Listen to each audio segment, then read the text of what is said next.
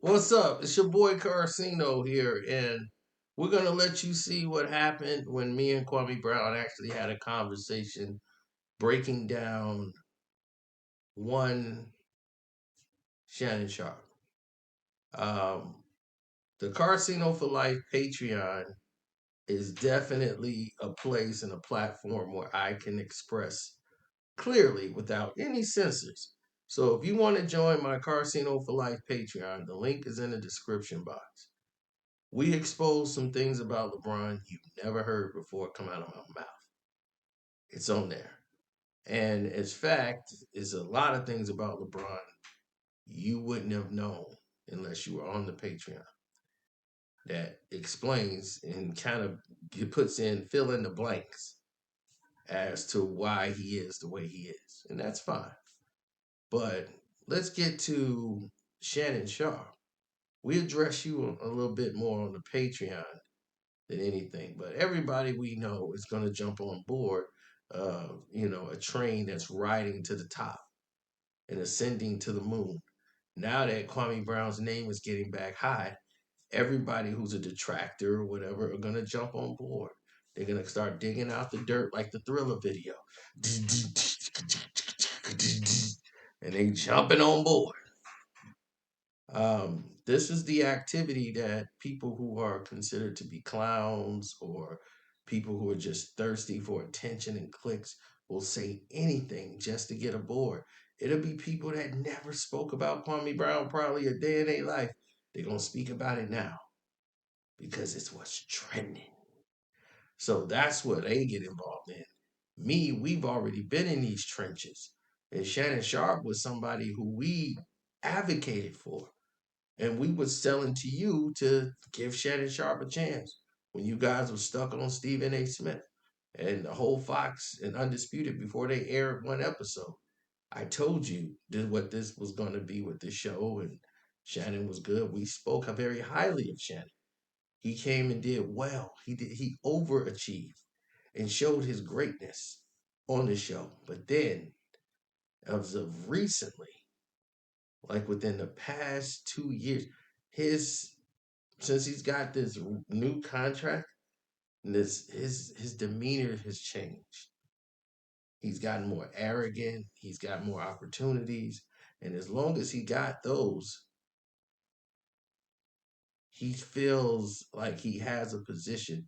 The money and the fame and the success is now changing him, so he doesn't identify with the guy he was in 2016. He don't identify with that guy anymore. That guy is an illusion compared to the new guy he is now. Now he's hanging out with these designers for these fashion clothes and shoes. He's trying to dress like 20-year-olds and hang around these people that the rappers are hanging around and getting them to design stuff for him. And it's like, dude, you're not this guy. Like, you've never been I'm finna hang out with the hip hoppers and all these drill rap guys and all this. This ain't your crew. This has never been you. So you're out of body. You understand?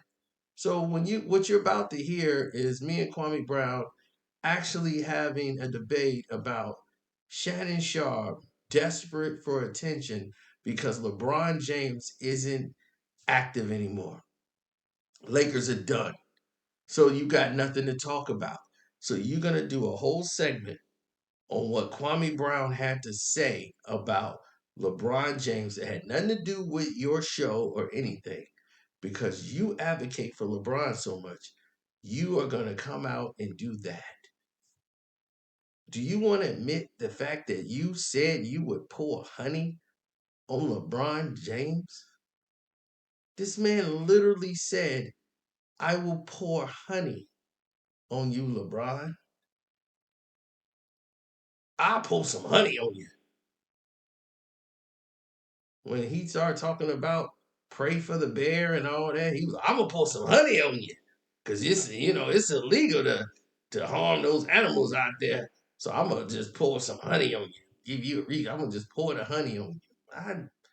I would never tell another athlete I would pour honey on you under no joking or no joking. This ain't the Ohio players out. I'm like, I ain't pouring no honey on nobody. But it damn sure ain't gonna be no other man. So my thing is this: you pour some honey on me, you're getting out of body, Shannon Sharpe.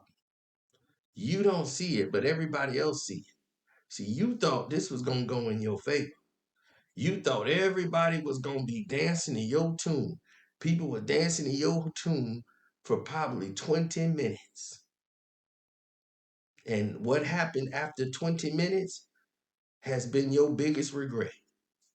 Now, I advise you, don't even talk no more about Kwame Brown. You better move on to any new topic coming up. Talk about Jimmy Butler and the Boston Celtics coming back. Do that. Don't talk about Kwame Brown no more. No more. No more. It's over. Now, let's listen to what happened when me and Kwame was on there. Don't forget, check out Kwame Brown Bus Life and Kwame Brown Bus Life 2.0. Kwame Brown Bus Life on Patreon. And the Karceno for Life Patreon is already on fire. You know that. Like, subscribe, all those wonderful things. And let's get to it. Enjoy the show. Salute to you, Sino. Hold on, let me make sure we see. Sino, can you hear me? Uh-oh. I don't know what the hell going on. That might be, let me see if I'm connected to the Wi-Fi. Yeah, let me disconnect, give it some more Wi-Fi juice. I don't want to struggle stream.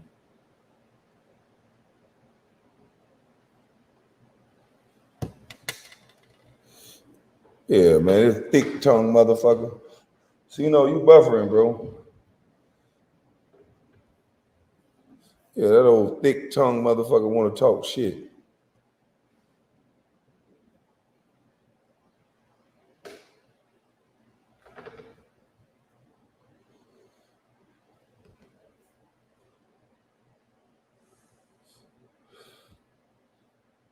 That shit, ain't no troublemaker. That's a shame. Shannon Sharpe was dead ass wrong. You don't come at nobody like that. Everybody has a right to their opinion, and there's a lot of people that came at and said what they said about LeBron. They're attacking me for this word bust, and they proved my point. They use this word bust to invalidate a whole man. They're actually saying there's people around the world that give their opinion on LeBron, even him, as a non-basketball player. But they're going to invalidate my take on basketball by calling me a word bust. I thought that was just a critique on the game. Ain't no way in the fuck Shannon Sharpe can tell me I can't talk about basketball, but he can. Fuck a word. Bitch ass nigga, I made it to the highest level of a fucking sport. I can speak about it. I don't know what the fuck you motherfuckers think, but you as a football player can never tell me that I can't talk about basketball. You have lost your damn mind.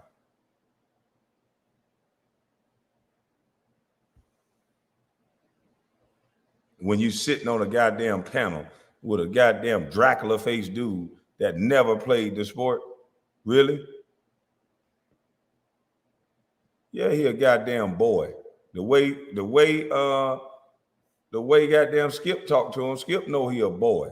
He a good boy. He a good country boy that know how to goddamn mine when it's time for him to mine. He look big, he look strong, but that big boy, he know how to mine like a boy. He know how to mine like a boy.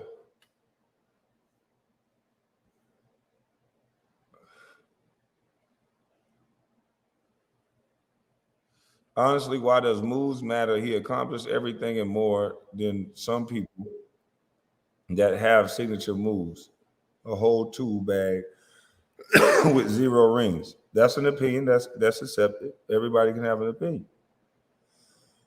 I'm not gonna call you dumb just because you said that. That's what's wrong with these sensitive ass people. They want to disrespect you just because you don't agree with their opinion. Shannon has always been a bully, narcissist, jackass, dude, Dirty Mac, Derek Thomas, KC Cheese, RIP, and embarrassed the man on national TV, then gave half-ass apology well after he passed for a motorcycle accident. Damn, sorry to hear that.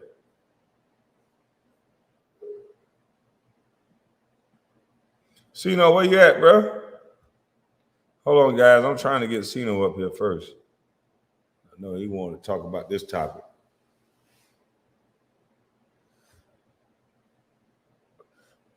Motherfucking Shannon Sharpe, you ain't shit. He has a poodle. Damn. He looked like a nigga that'll have a poodle. He looked like a big ass gorilla that'll have. He probably got a white poodle. For real. Nigga gonna come at me in my whole career when you got motherfucking baby mama body up there talking about sports. My career was better than baby mama body and Matt Barnes. Like that shit crazy. Fuck, you gonna tell me I can't talk about sport? You done lost your goddamn mind. It don't even matter what he's saying about how can about me being a bust. I don't know how they use this as validation to come at me the way they do. You a bust, so you can't say nothing. You can kiss my ass with that bullshit.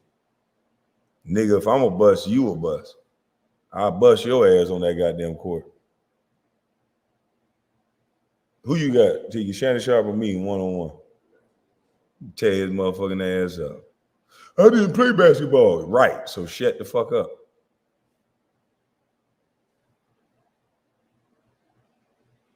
Shut your goddamn mouth. You don't know nothing about nothing. Stop crying? Oh, no, I ain't crying. I'm just trying to get my homeboy up here. What up, Sino? What's good? Man, I don't know who told this goddamn leather face boy to say something about me. Yeah, they didn't, man. They didn't block my video. They didn't. I right on the PC here. They as soon as I hit the link, they shut everything down. I'm like, what the hell going on? My whole computer started update. I'm like, well, damn. I had to go to the laptop and bring it up here. Boy, they trying to stop me at all. They don't want me to say a damn word. They was, don't you get involved, Karceno. And now they got these people in the chat talking about Kwame feelings hurt. How my feelings hurt? Like, let's just think about it, Sino. You talk sports. There's a lot of people around the world that did not play basketball, that is not as good as LeBron James, that talk sports. Even the guy that's on his panel didn't even play sports. He didn't play sports. Why does he take that position against me? Because somebody's put a battery in his back. You know, normally they wouldn't even have said anything. Because if his whole thing is you doing this for clickbait or for clout to get hits and views, then what you speaking on Kwame for on your platform? You did a whole segment on somebody you just declared as a bust. Why would you care about his opinion and what he's saying? Unless somebody wanted you to do that. Somebody wanted to do that because they can't do it because they feel they too big enough to do it. So somebody put a battery in your back, boy. And we know who it was. Well, somebody done got him fucked up. Man, please. Oh, mumble mouth, thick tongue motherfucker. How you gonna invalidate me on this? Like none of his points made any sense. When I talked about LeBron, I wasn't disrespectful to LeBron. Like every time, even when me and you talked about LeBron, I'd be like, I think he's a great player. And so you'd be like, hell no, he ain't shit. And I'd be like, shit. Yeah, I would agree. You know what I mean? But they get mad because I'm talking about from an offensive standpoint. This guy has the most points in the league. They make him out to be the scoring machine. And when you look at his arsenal, it's not that. It's just a transition guy It's just a guy bull rushing people. It's not somebody who's like tricky at doing anything. Right. It's not aesthetically pleasing to watch. I'm like, when I watch the Sacramento Kings, man, I see a game out there. I see the Golden State where I see these guys balling. I see Joker, everybody moving without the ball. It's not somebody trying to carry a 38-year-old dinosaur up and down the court and trying to put him on the free throw line 17, 19, 20 times in the quarter. People don't want to pay to see free throws all night. Because if they're not good enough to beat the team, they're not good enough to beat the team. That's just it. But to sit there and do this lie and give us this false propaganda of what you think an NBA player is supposed to be like, he is a slasher. In the 1980s and the 70s, if he'd have played in that era, 90s and all that, LeBron James would be in the CBA. He wouldn't have even made it. He'd have been in the league for a year and been out. There's no way he would have been able to sustain. They have to change the rules to only for him to even be able to stand in today's game. Because if they call the game right, he'll get called for offensive foul on every possession. He can't get by anybody. He doesn't have any moves, so he got to be allowed to shove people off with his arm. That was terrible seeing that against Stephen Curry when he switched. And Stephen Curry knows he's going to the right. Beat him to the spot. He runs the guy over, throw it up. Yeah. And that's supposed to be cool. Yeah, it's terrible because you're lying to the public and to the casual fan, but how does that excel your game? How does that improve your game? They don't like that I talk about LeBron, but I'm telling the truth about LeBron. I am just not somebody here saying, man, I just hate LeBron. He sucks. I'm going to tell you what is wrong with his game. I'm going to tell you how it does not help the rest of the teammates out there and how it stagnates their game. And this is what Shannon Sharpe don't do. He don't do any of this. It's all generalities and stat sheets that he don't even collect. He got a statistician, whoever done put the stats in front of his face, that's what he reading. He was about to have a cardiac arrest out there. He like a black preacher in the pulpit. Them veins popping up on his head. He reading the stat sheet. Hey, right here. It's right here. That Kobe Bryant shot 75 and LeBron James the most quick. Come on down, man. Hey, that's what I said in the video that was he was going to do. I said in the video that what he was going to do. Yeah.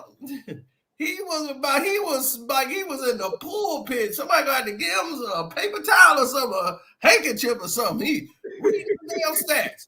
Now, you just said that in that video, like, man, y'all tech nerds, and he actually mentioned it on the show. He talked about stat nerds and all that. We all stat nerds. And then right at the end of it, he come reading stats. He reading the shit. Yeah, it says it right here. This ain't my opinion. It's what the stat says. The stat says that LeBron James, we deal with facts over stats. What you talking about is they trying to differentiate what's clutch and what isn't clutch. That stat sheet ain't going to tell you who's the defender on that person. The stat sheet ain't going to tell you the degree of difficulty of the shot that person had to make.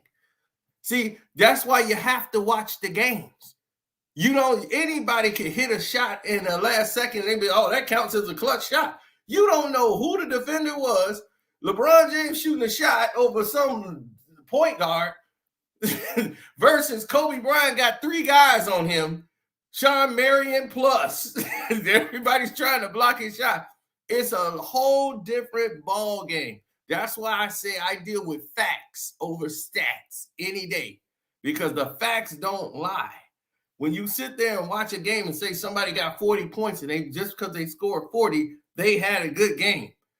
I rather would deal with somebody that scores 21 in the fourth quarter rather than somebody who scores 21 in the first quarter. Facts. That's what I talk about all the time. And it never fails that all of these so-called sports analysts are not even analysts anymore. They just fanboys. They just fanboys. That's all they are. And it's terrible because they lie to the general public every single day. Exactly. Like you guy over here in the chat, you a hater though. What am I hating on? We just gave you a total statistical breakdown. But that's all they say. And let me ask you this though. But my thing is this: he's saying I attack LeBron. Where was the attack? Does he not understand basketball to the point where I spoke about other great players that's on the same caliber as LeBron? I never compared myself to LeBron. I Yeah. said Dirk Nowitzki, Jokic, the guys that are in that caliber, this is what they would do. I didn't disrespect him, none of that. So why would he get so disrespectful? He gonna get disrespectful because see, he's trying to appease LeBron. He know LeBron's watching this. He knows LeBron is who he. Bro, you believe this dude? And because a lot of people were talking about it, and a lot of people saw what you said, and because you played in the game and you said that, other players like, ooh, I can't touch that subject. They can't jump out there. They'll have your same beliefs and everything. I've talked to players. They be like, man, you was right about everything, but you know I can't say. I'm like, oh, don't. I already know. I ain't trying to mess up your bag. Oh, you ain't got to say nothing. I'm going to say what I say because I'm not in the league, so I don't have to deal with the LeBron stuff. I deal with what he's been doing and with the people he got in the media world now, just trying to go against me. You see, my video can't even come out. So I'm like, that's letting you know right now. They already know it's like we got to stop him from saying something because he's going to say something crazy. But now here I am, and I can say it up here. Kwame Brown Buzz Life, buddy. That's why they don't want you to know any of this stuff. This is the worst thing they could have ever had did. I don't know why he mentioned my name because I'm like, it's just proven that their narrative is so bullshit. Look at the way he attacked me. He didn't just attack me. He attacked Oliver Candy, Michael Oliver Candy, Anthony Bennett, men that didn't even say nothing. Yeah. He attacked these men and brought them up just to protect LeBron. And I'm like, are they stupid or are they dumb? Which one is it? Because here's the thing. You keep saying, I don't think Kwame even won the state championship. Did it matter if the whole NBA knew he was the #1 pick and they was going to take him over any other college player? They had Arizona, Gilbert, Richard Jefferson, everybody on that team, on the North Carolina, both teams played in the national championship, and not one of them was going to be considered as the #1 draft pick in the draft. They trying to make it like, oh, Washington was the only one, Michael Jordan was the only one going to take him #1. Right. But every team in there, they was talking about trading the pick so they could get Kwame Brown. Everybody was taking Kwame Brown with the #1 pick in the draft. That means he was better than any player in college and high school. So whether he won the national, the state championship in Georgia, didn't even matter. They didn't even care. So if the NBA didn't care, Shannon Sharpe, how are you going to use that as a detraction for him when all the other 29 teams also would have drafted Kwame Brown at #1? They only bring this up, and I was saying that earlier, they only bring this up to discredit Michael Jordan as a general manager and a president. Right. To show he don't know what he's doing. Look, he drafted Kwame Brown with the #1 pick. They don't never mention all the other teams that wanted to do it. And when you was being drafted, how everybody, all these experts, oh man, this guy is phenomenal. He's gonna be there. They did all of this promotion of saying how talented you were and all of this stuff right before the draft. And once Michael Jordan, they took you with the draft. They didn't even look at the fact of how many minutes you were played. Exactly. And when I started playing, he brought up these numbers, and I'm like, dude, I got film of we're down 20, 25 in the fourth quarter. And then they'll throw me in the game with a bunch of rookies, and everybody's just trying to shoot the ball. That's not even basketball at that point. Yeah, exactly. Right, we see that now in today's game when it's a blowout. They bring in the bench, and these guys are just trying to, get their highlights on, have their moment in the game. We see that now. So this is how rookies were back then. Kevin Garnett came in. They played him at the end of games. They didn't play rookies like that back in the day, especially if they came out of high school. Mm-hmm. So now, all of a sudden, when all of the league was changing, everybody out there had different attitudes towards, because you had old school coaches back then. You had veteran coaches. There wasn't no mouthing off to a lot of first-year coaches in the game. These were guys who've been coaching for 8-9 years in the league. It was entirely different than how it is now with this revolving door. These coaches, you had coaches, their jobs were secure. It was the players that y'all would be gone before the coaches. But Michael Jordan came in, he changed everything. No one knew Michael Jordan was coming. True. And then he said, Kwame, you not that. True. Go ahead. Exactly. No, ain't no sensitive niggas over here. True. Right, exactly. Kwame never said, like, I'm the greatest basketball player of all time, but I made it there. I got there. Did you? Did you ever make it there? Did you ever become the first pick in a draft that all 29 teams, all 30 teams want to take you as Right. the top in the world? That's history. You see, and they want to erase it or try to do anything they can, but they can't take that away. Y'all want to hand that to LeBron, but you can't. He was before LeBron. It ain't his fault. He didn't do it to try to cut LeBron out. He just said, hey, I was first. I did. That's just facts. But the thing is he never got the opportunity, people. He had to play 2 years under a veteran, Michael Jordan, who's in his late 30s, trying to get another playoff run and push and drive a team to the playoffs and bring in a whole new coach and a whole new system. 9/11 had just hit. Y'all don't even know what all the stuff was going on at that time. 9/11 just hit, which delayed Michael Jordan making his announcement because he was going to make his announcement. He was sitting outside after working out in the gym. He was talking to a reporter, giving the hints like he was getting ready to do it. And right after that Monday, 9/11 hit, boom, Michael Jordan, the announcement was delayed. Y'all don't probably know that because you guys are probably too young, some of you. But the announcement was delayed. Nobody else even knew except for a small circle of people. He brought in Doug Collins, so Doug knew already what was going on, but he stayed quiet. Everybody he put in position because it was for him to come back. That's why he wanted Elton Brand. He was going to trade the number 1 pick to the Bulls, and they was going to take Kwame. He tried to do a deal with another team, and they ended up getting 2 7-footers from high school, Eddie Curry, and the other guy, he was from California, the other 7-footer. So the Chicago Bulls. You talking about Tyson Chandler? Yeah, Tyson Chandler. So they ended up doing the Bulls did a trade with them with the Clippers and sent Tyson Chandler, but they were going to do it with the Washington Wizards, and it was going to be you and Eddie Curry on the same team. Right. They were going to take the 2 picks. And believe it or not, me and Eddie was cool because him and my mom his mom and my mom took a liking to each other at the McDonald's All-American game. Yeah. I wasn't supposed to play in that game. I had right before I played in my championship game, I had a 3rd-degree high ankle sprain. So I wasn't supposed to play against Berkmar. I was out. But there was a football coach that put red clay and vinegar on my ankle, and it took all the swelling out.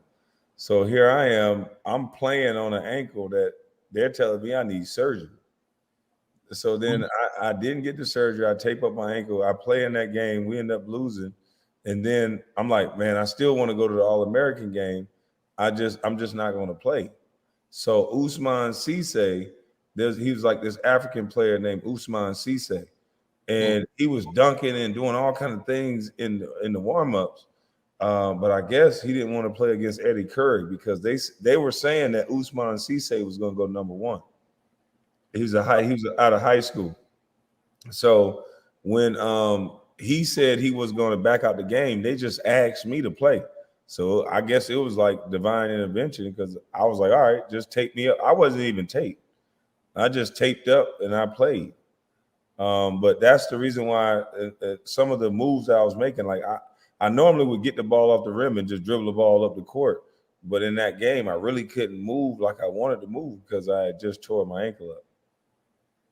Yeah, and see, it's things that they don't even know about because, like Skip Bayless also, he's a hack.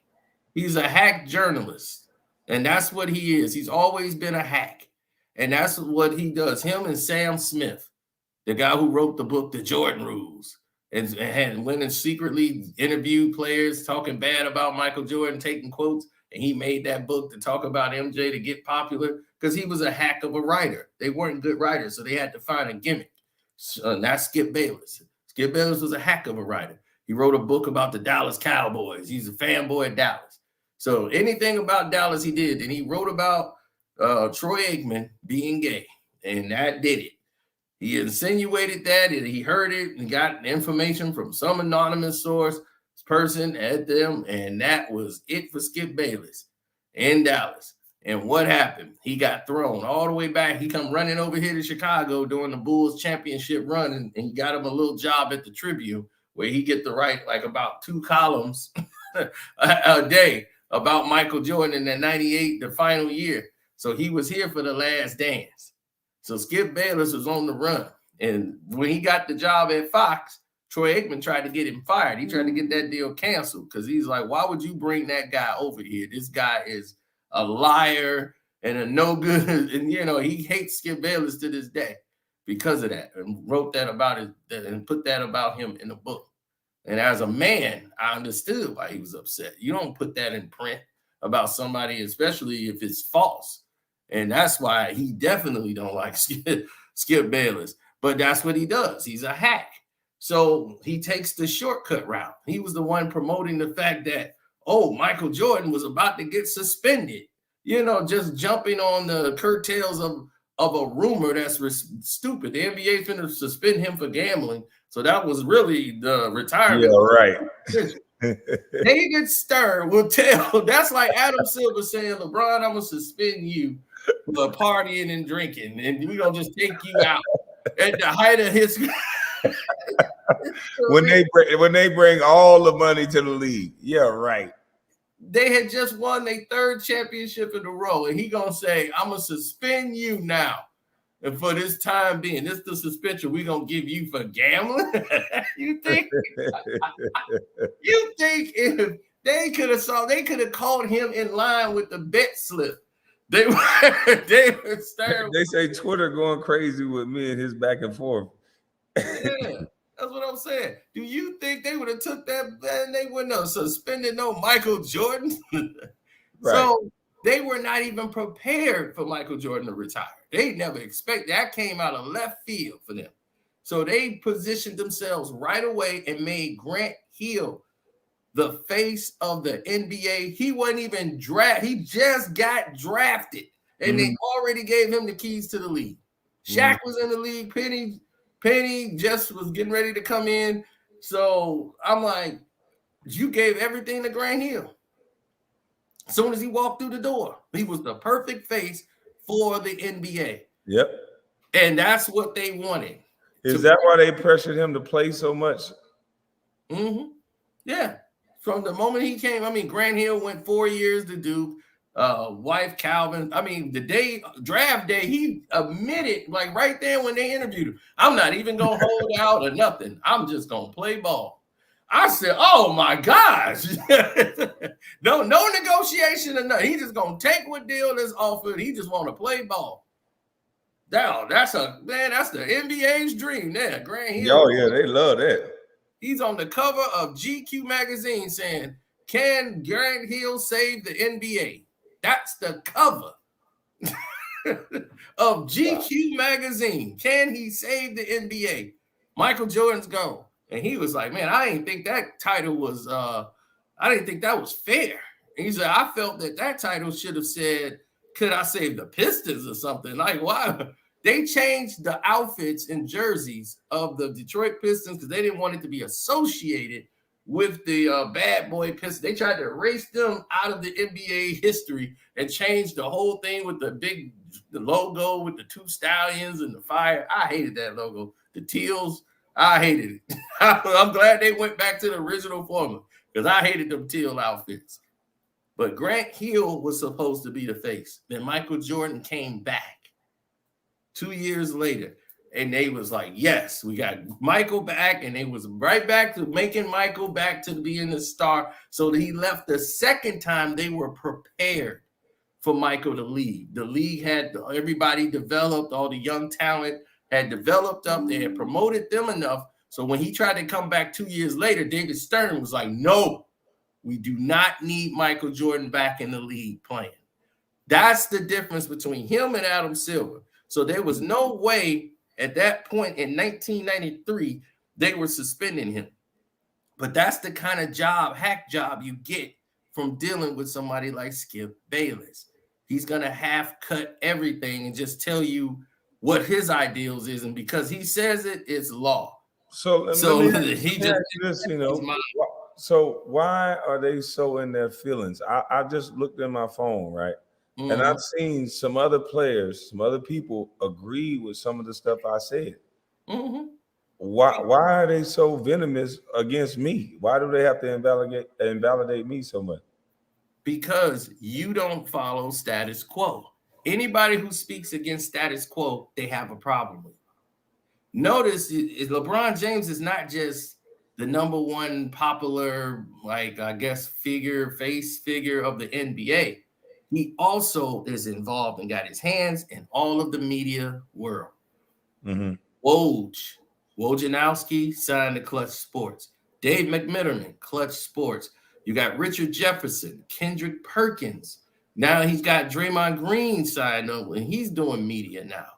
So you got all of these people connected. Brian Windhorst signed with Clutch Sports that he took from Cleveland.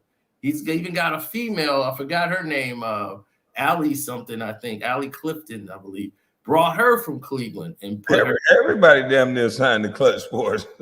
Exactly. So if you control that avenue, Tristan Thompson got over there. He's got all of these people that he put and employed. He's on video showing up saying when Richard Jefferson like, I'm going to get fired from ESPN if I keep going. LeBron said, ESPN can't fire you. You're a friend of mine. I'm like, when did you become the boss of ESPN? But he's been showing you.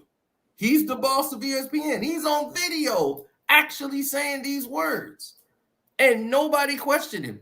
This is why someone like Cael Sonnen, who comes out, and Shannon Sharpe, you ain't even open your mouth about that. Former MMA fighter, fought in title fights. He solidified. He was on a podcast show and said him and LeBron James has the same drug guy. Came right out of his mouth. He didn't say allegedly. He says, EPO is king. I took this stuff. I got busted when I was fighting, but I took this. And he's saying, oh, LeBron James is on it. We got the same drug guy. He did not deny it. LeBron did not sue that man. That man did not have to say, come out and do a retraction and say, I'm apologizing to LeBron, anything. And nobody from ESPN, Fox, nobody touched it. That lets you know that there is a go along, get along gang. And Shannon Sharpe, why did you bite your tongue since you so-called speak up about everything? You didn't say nothing.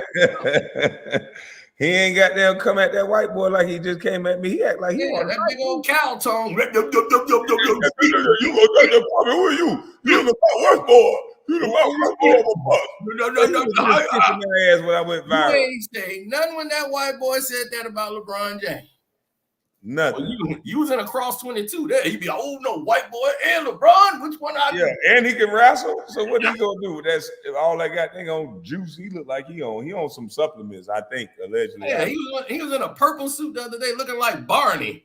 Yeah, like, man, he gonna be, I love you. Yeah. Like, he look like goddamn Barney, the damn dinosaur in that purple suit. What the hell? He must think that song that they say 40 is the new 20 or 30 is the new 20. He must think that's for real. Yeah. He's still 50.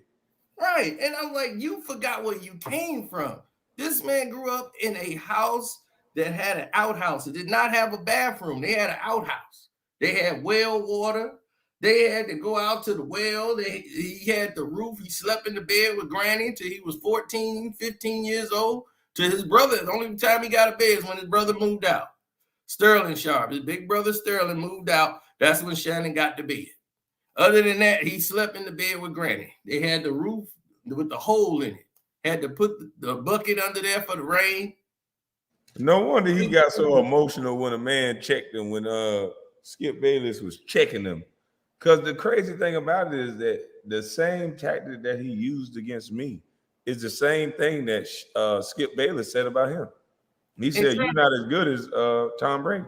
Yeah, and that's the thing that hurt him, knowing what he came up from, we rooted for Shannon Sharpe because we knew where he came from. Him and Sterling Sharpe, and the way he used to work the fields, had to go out there and get the hogs in. He had to go out there and pick the berries and do the picking. Now he was in the farm, so when he calls you a farmer, I'm like, you insulting yourself. You was doing farming work. He called me the tallest fucking farmer, and he was a farmer. I'm not even a farmer.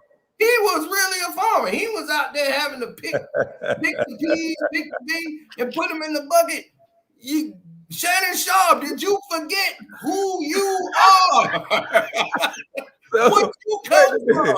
You telling me he projecting that I'm a farmer when he's actually a fucking farmer? That's exactly how far Shannon Sharpe has fallen with his love for money. And this is like the old saying, you always got them old sayings, Shannon.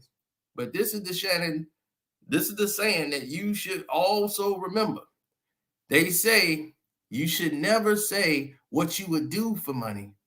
Always watch and respect those who say what they wouldn't do for money. That's the thing, Shannon. It's all about those who wouldn't do for money, not what they would do for money. Don't follow those people. What they would do for money, them people you don't follow. It's always the people that the people that say what they wouldn't do for money.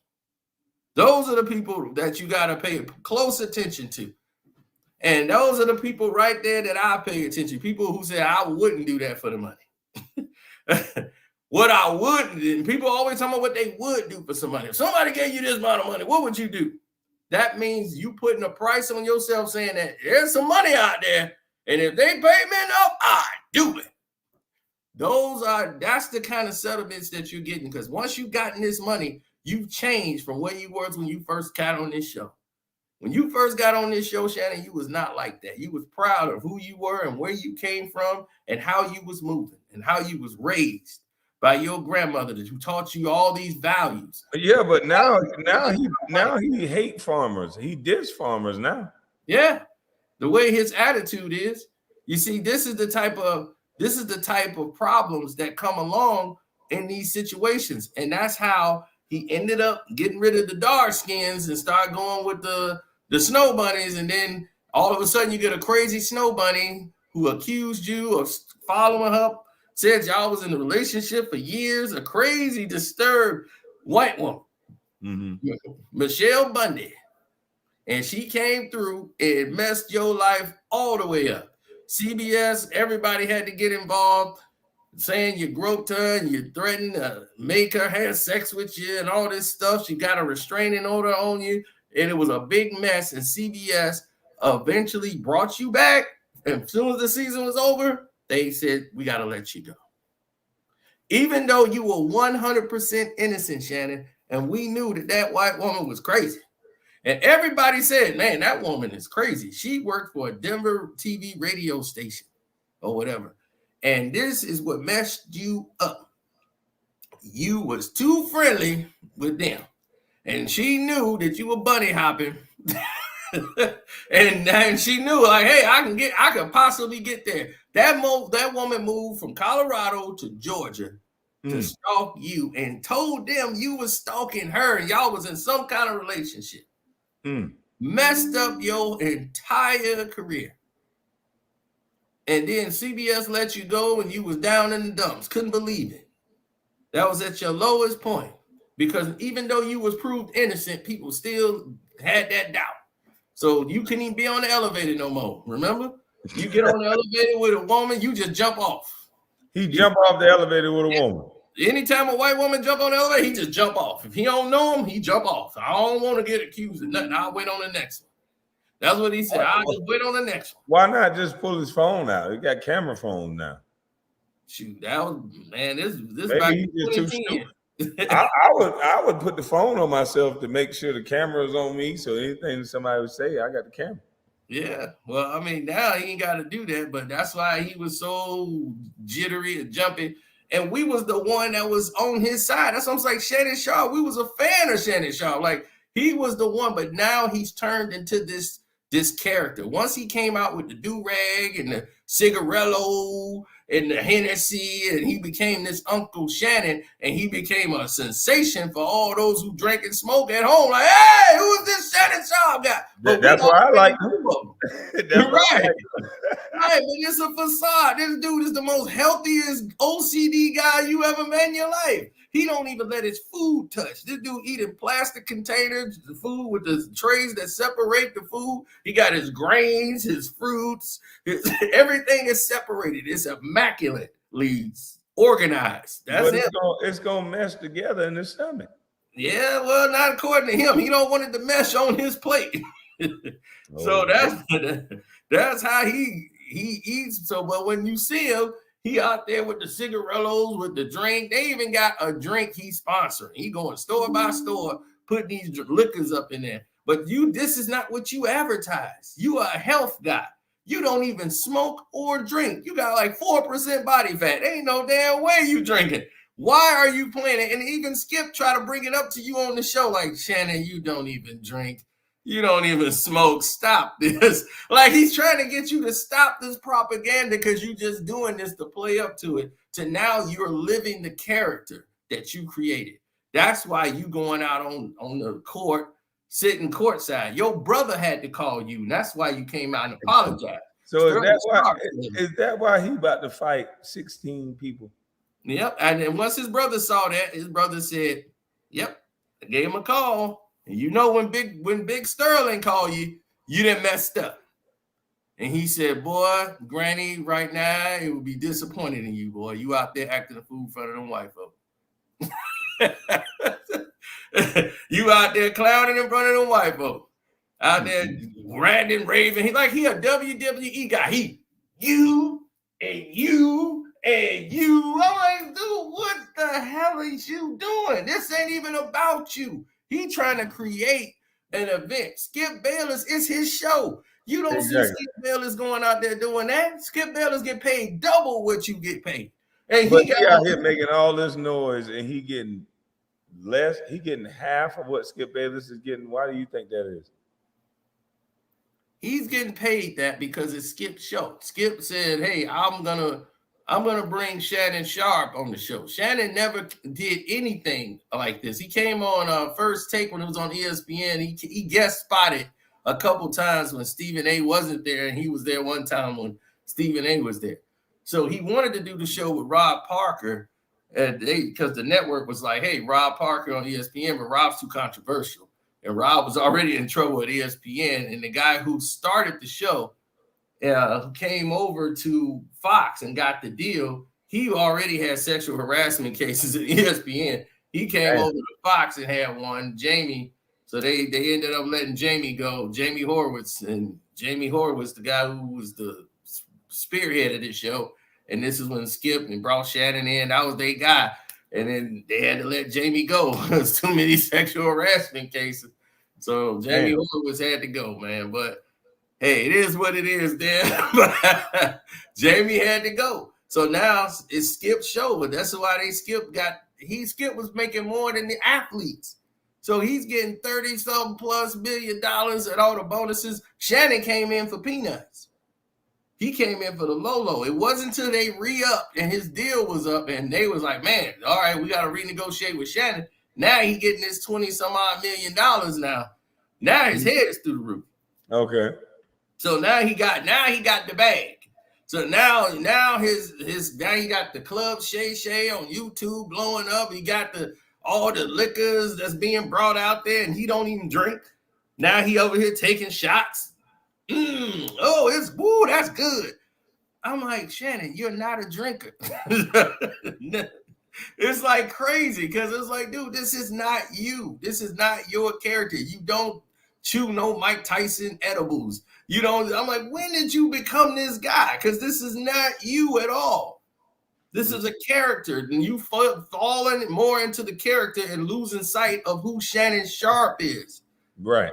And that's what the problem is. And once they went down this road with Shannon Sharpe and he done bounced down this road of protecting LeBron, you ignore all the detractions about any other person as long as it's like who we like. You did the same thing with all the other athletes. You went and attacked not Kwame Brown, but Kobe Bryant. And you attacked Kobe Bryant to protect LeBron James. When people speak about Kobe, when people speak about Jordan, they don't have to tear down LeBron James. They say Michael Jordan was great.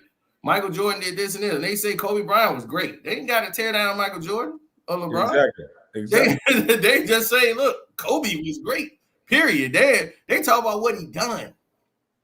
And that's what I can't seem to understand is why the attack on me when I didn't attack LeBron. I try to make sure when I do sports takes or anything like that, because of the way they attack me, I might not like what's going on. I might throw some little jokes in there. When I said I was going to burn his jersey, that was a joke. Mm-hmm. When I said everything else about you made me bet, that was a joke. I didn't even bet. Right. I knew that because I watch you every day, but they probably took it as, oh my God, he lost money on LeBron, but they do this because somebody put a battery in their back. Normally they wouldn't care or they wouldn't respond unless somebody told them, like, hey, there's too many people watching this. This thing is taking off. It's getting momentum. Yeah. I need somebody to go against it now. We need somebody to speak out against it. Call Shannon. Shannon, you going live tomorrow? Yeah. LeBron, crazy.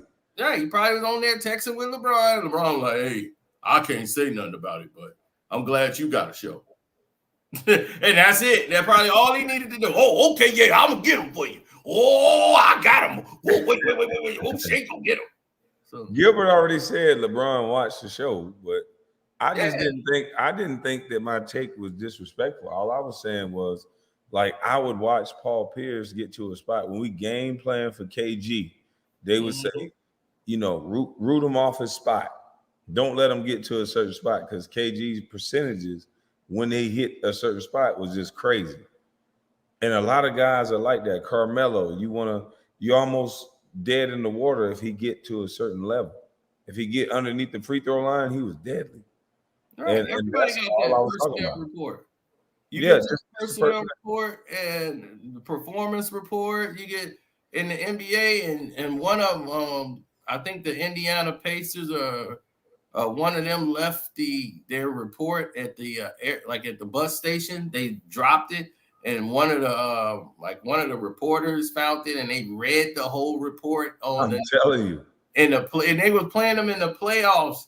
That person was fined for that, but they was like reading the report out to the whole world, and I think they were playing the Knicks, and that got out to the world. So he wasn't paying attention. Some of them get them and don't even read them; they just throw it to the side. Well, I used to read mine, and it's a very detailed report that you get. This player likes to get to this spot and do this. So I've read reports on LeBron, transition player, high energy, step on his launch pad, meaning get in front of him before he takes off and jump, because if he's in the air, you can't do nothing with him. Yeah. And those were the reports. It wasn't a lot of he plays without the ball and all this other stuff. He's a good passer, and it wasn't much to it. Just keep him out of transition. They would always try to tell us to slow the game down. Right. Because you don't want to go fast against a guy like LeBron because he's like a locomotive. In transition, he's amazing. Yeah. So you want to keep him in a half-court set. Right. So, and that's what a lot of teams were doing, and that's what Denver was trying to do, and they done that in the last couple of games, that even if they were in transition, and this is when I did the whole game live, and I was telling them, even when the Lakers were up by 15, I said, they're playing at the pace of the Denver Nuggets. Mm-hmm. And people didn't even realize. They were like, no, they've been. I'm like, but they're playing at their pace. Denver's used to playing this pace. This is not the Lakers' pace. So I was like, once they are running and up and down, I was like, this is going to wear LeBron out. They know that. They play in high altitude. Denver is going to be okay with this. The Lakers are going to gas out. LeBron's going to slow down if they keep up at this pace. This was why when he got a layup, it was like uncontested, it looked like. And everybody's like, man, that was too easy. Why did he get that? They were purposely saying, just don't foul him. If he gets to that point and he goes up, don't foul him. If he score good, we throw the ball in, boom, keep running back up and down the court with it. Don't see, they want that stop in the action. He wants that and one. so that they can stop. He can get a break. He can get a blow. Don't foul him. If he score, boom, we get the ball. We back in transition. Now this is going to wear on LeBron. Now LeBron's got to sprint back, try to get back on defense, and come right back down the court. If you keep this going back and forth without fouls, now it slows him down considerably. Right. Now he's huffing. He's 38 years old. Exactly. And see, the Golden State Warriors was doing this to him when he was in Cleveland. This is how Golden State played. Draymond then was keeping the pace up. They kept the pace rolling so that they don't care if LeBron get 40 or 38. He was averaging a lot of numbers in there. They don't care. They're wearing you down because no one else on your team is going to beat us. That's how they was playing. And that's how they played this game. They isolated to LeBron. You're going to be the guy we stop. Everybody else, somebody else is going to have to step up and beat us, but you're not going to beat us. Right. We're going to let you gas yourself out and force stuff to happen down the stretch. And that's how they lost. They were in every game and blew it because of LeBron. LeBron blew all 4 games. They blamed it on the coach. They blamed it on AD. They blamed it on everybody. They ain't blamed it on LeBron. Oh, no, they didn't. His 3-point shooting, they took the lead in game 1. They had an 11-point lead. He went 0 for 3 and shooting all these wild threes because he's tired. He ain't got the energy to even drive to the basket, so he just going to shoot the 3. And he was flat and shot them out of the first game. Second game, same thing. Start firing up threes, couldn't hit him. Didn't hit not a one. So he had everything against him. Then that third game, he hit 2 threes in the fourth, and he thought he was back to being Steph Curry, and he missed the next 3 3-pointers and cost him that game. Now they down 0-3. LeBron, and in this situation, he took 2 shots down the stretch in the last minute of the game to tie it up. They had 2 chances, and Denver defense was good. He faded out of bounds, shooting to the back of the thing. If you tired, get a ball to somebody else. Right. You're 38 years old trying to be the first option. It's over. You're done. And that's all I was saying. I said Austin Reeves or somebody else that was younger should have got that ball at that point in time in the game. He don't have the bag that he once had, even though to me it was limited, but it was a better option then than it is now. Yeah, exactly. He tried to do a pin down curl. That is not your game. I was like, he did a pin down and he tried to do the curl on the pick, and they were ready for that. Murray let go his guy, which was Hachimura. He jumped off him immediately, and then Joker went to guard Hachimura, and AD was at the top for a 3 wide open. But he knew where LeBron was, and the time in there, LeBron wasn't going to swing that ball all the way out to AD. So that's why he jumped on the ball quick, so LeBron wouldn't have a chance to even think about trying to swing the ball over there. As soon as LeBron got in front of him, he reached and put a hand on the ball, and he threw his body backwards so that he wouldn't have a foul and say, LeBron's going to run into me. He kept his hand on it and moved his body backwards. Great defensive strategy in the last 2 minutes by the Nuggets to defend without fouling. It was a beautiful thing, but LeBron was thinking, let me get any contact to try to draw a foul in this situation. And that was terrible. He went in there not to try to make a basket, to try to get a foul. And they did not like that take because that's what I saw too. Yep. He went in there trying to get contact to get a foul rather than trying to make a basket. Mm-hmm. And this is why they're eliminated. And I think he was afraid to miss the shot. Of course. That's been his whole bag. He would pass up game-winning shots. Even in the All-Star game, he wouldn't even shoot the game winner. He gave it to somebody else. And LeBron's like, Kobe was there on the other side. Like, why would you give up the ball? Like, why didn't you just take the shot? It's an All-Star game. He cannot have it. It's an ego thing with him. That's why all of this false narrative about him retiring, I didn't even let it breathe. I said, no, they trying to take attention away from the Denver Nuggets whooping their ass. He does this every time he gets embarrassed. When he got swept against Golden State, he came out with a fake cast. I broke my hand in the first game, and I've been playing with a broke hand. You never saw the cast again. He never grimaced or nothing. His ankle is so messed up, the man never limped one time while he was on the court. He never walked with a limp, nothing. But now we talking about his ankle is so bad he might need surgery. LeBron ain't getting no surgery.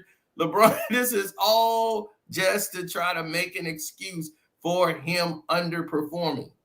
So this is every time he underperforms, there's an excuse. And now is his ankle. Now I might just retire. LeBron ain't retiring at all. He's getting $46.9 million. He's the most frugal player in the NBA. Plus, he's an egomaniac. He's gonna want a retirement tour. So you would know, oh, this is my last season. Bron's last season. He gonna do the whole show all the way down the road. You already know that about him, so he's not going anywhere.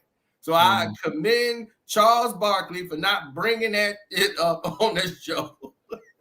Because he said, look, there's nothing to talk about. There ain't no LeBron retirement talk. So why would we bring it up? Look, they just trying to get attention away from Denver. Denver whooped their ass. And now that's what needed to be. I give Charles Barkley that. Thank you, Charles Barkley, and waking up. And that's what I'm saying. Once you start saying something, Kwame, everybody start now. It's changing the narrative. Shoot, on Gilbert Arenas show, they said we ain't gonna talk about the Lakers today. I was like, whoa, well, what kind of okay? That's like, see, people are starting to wake up. They're saying, look, we gotta get some attention to them. We should be doing this. We should be doing that. The question is, you need to be asking yourself, why weren't you doing that before? Right. It's only going to get worse. I played with an Asian superstar. If they try to keep this narrative up next year, this is going to be terrible. To have a 39-year-old guy that you're going to blame everybody else around this guy for whatever shortcomings they have. This is why nobody don't want to play there. This is why every time a player leaves, they seem to elevate. Exactly. All of these players left from around LeBron, and their game elevates because he holds the ball and he needs the ball, and no one else can develop when you have an aging superstar just getting numbers. Right. And then you got one person who don't want to come down from that spot and don't realize they're in the twilight. AD's supposed to be in that lead. He's supposed to be your main option. When the Lakers come down the stretch, they don't know who's going to be the guy to take the shot because they're used to somebody bailing them out. The whole season. Hold on. See, this guy say no player elevated when they left LeBron. Name one. What? Nobody has elevated since they left LeBron. Didn't he what play about old boy from New York? Jordan Clarkson, 6-man player of the year with Utah Jazz. I mean, damn, he destroyed a lot of people's games. What's the left-hand kid from New York, the forward? You talking about Randall? Zach, Randall. Julius Randall. Randall didn't play with him. Oh, he didn't play with LeBron. Okay. No, he didn't play with LeBron. But Kyrie Irving. Kyrie Irving game is still there. Brandon Ingram, Josh Hart. Josh Hart played. Kyle Kuzma. Even Lonzo Ball was playing better. He couldn't hit a shot with the Lakers.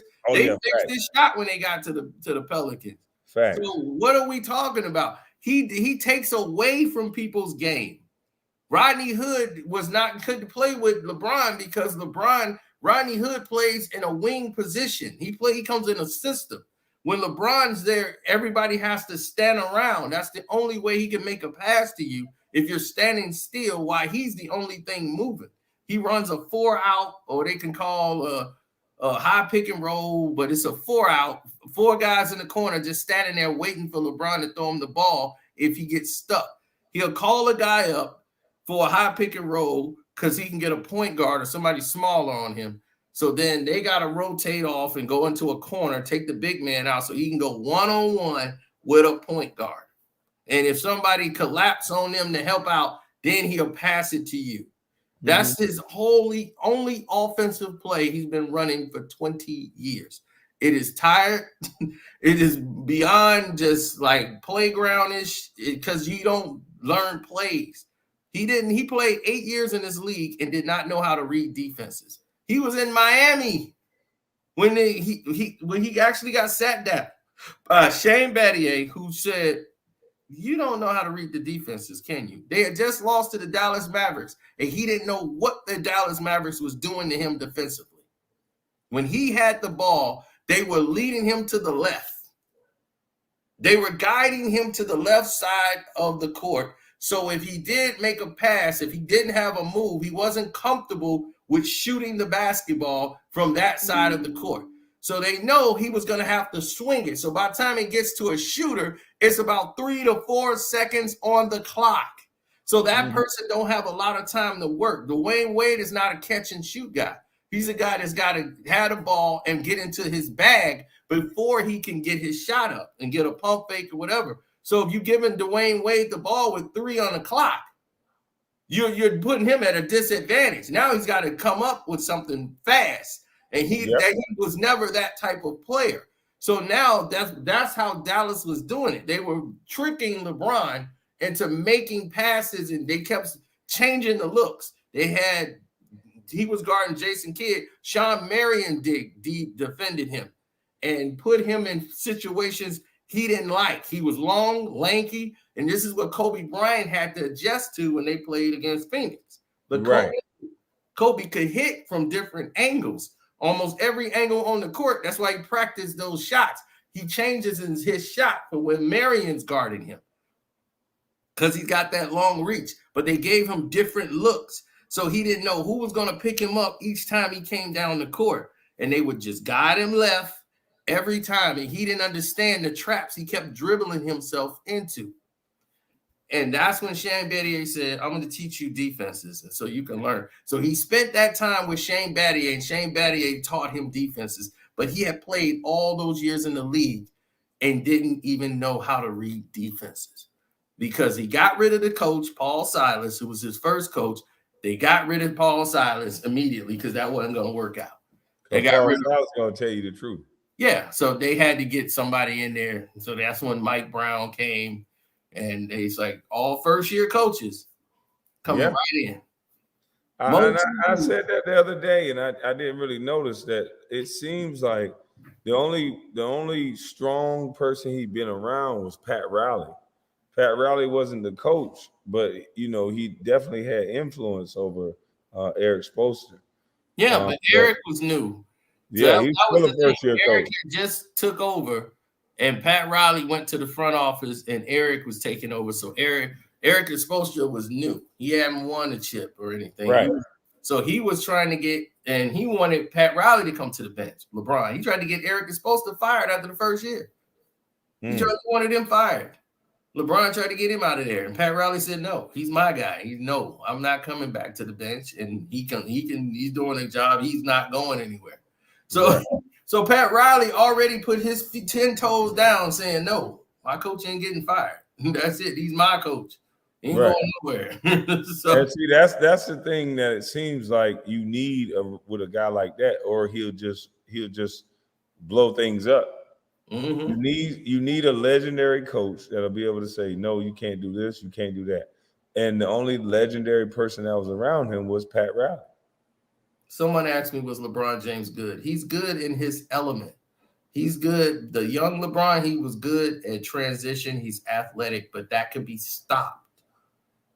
You see, what a professional NBA player can stop that. Like Kobe Bryant could stop that. He picks him up 94 feet. If you don't believe me, go watch the All-Star game when Kobe decided he was going to shut LeBron down.